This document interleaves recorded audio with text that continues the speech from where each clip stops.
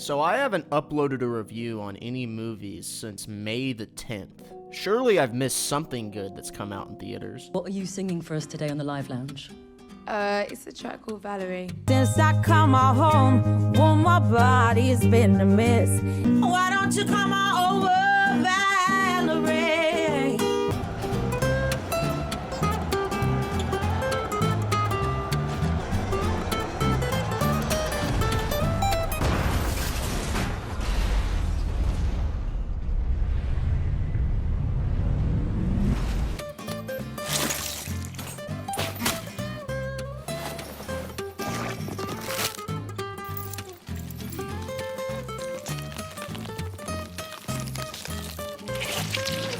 Or we can go to war. Get fucking war ready! Have you seen Inside Out 2 yet? I mean, it was fine.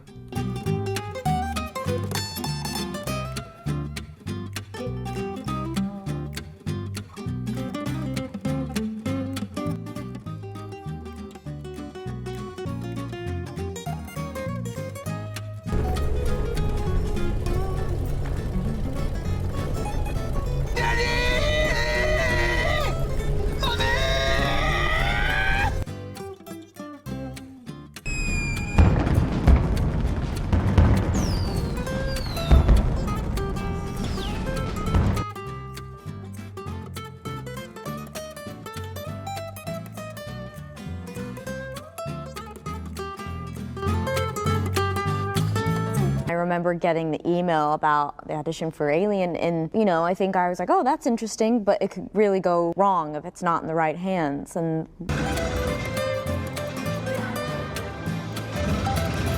Get away from her.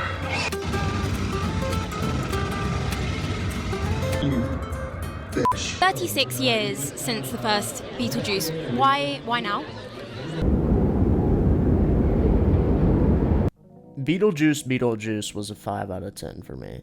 The word that comes to mind is unnecessary, but it definitely wasn't offensive, and compared to what I'm fixing to talk about, it's a contender for Best Picture. Joker 2 is the worst movie I've seen this year. The reason I say that is because although it is certainly not the worst in terms of film quality, it is without a doubt the most disappointing.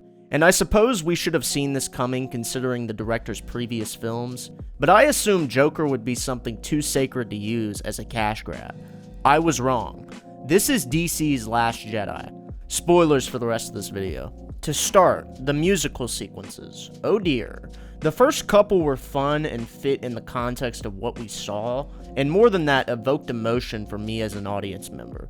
But by the 45-minute mark, you'll never want to hear another musical number for as long as you live. They're accompanied by laughable dream sequences, but more than laughable, absolutely pointless. They could have cut 4 to 5 of these from the movie, made it less than 2 hours, and above all, improved the movie tenfold. But forget the musical sequences. The ending of this movie is a giant mess. An ending on par with that of The Rise of Skywalker. Nothing will stop the return of the Sith!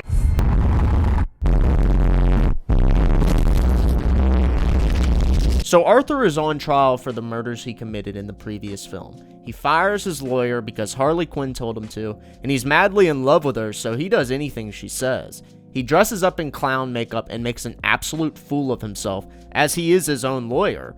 He's fixing to be sentenced to death, and he calls Harley Quinn, who puts a gun to her head while he's leaving a voicemail from jail. They find Arthur guilty, when out of nowhere, the courtroom wall blows up. Arthur eventually gets up, some fans find him, bring him to their car, and are fixing to drive him away into the sunset. But when they get to a stoplight, he hops out of the vehicle and sprints to Harley Quinn, who essentially tells him to go fuck himself because in court, he said there is no Joker, it's only Arthur Fleck. Why that makes her so pissed she abandons him, I have no fucking clue. After that, Arthur is stabbed to death by a psychotic in the same ward as him. The end. That's life. Now there's a few things to unpack there. Why did Harley Quinn put a gun to her head? Nah, I'm just joking, it's rhetorical. I think I have a pretty good idea why. They had no idea how to end this movie. Less than a month before releasing it, probably. Spitballed that idea, kept it in to keep people on the edge of their seats, but knew they'd never actually go through with it because she's pregnant and a third one needs to come out. The first movie had a very clear theme. Add fire to the flames of society through apathy or chaos, and there's hell to pay. And although there are reviewers saying that this movie's theme is the conclusion of chaos's fate, wasn't imprisonment forever enough? If he joyfully busted out of the courtroom with the fans, sure, the ending is acceptable. He didn't. He wanted change. He wanted love. I was waiting for him to get the electric chair for the last 40 minutes, I'd guess, which would have been very emotional if handled correctly. Instead, we just see him get shivved to death. There are an infinite number of ways Phillips could have handled the courtroom situation in the script and made this movie a masterpiece. Joaquin could have gotten his second Oscar, and this movie would have been a Best Picture candidate. Instead, it feels like something that failed to meet a deadline.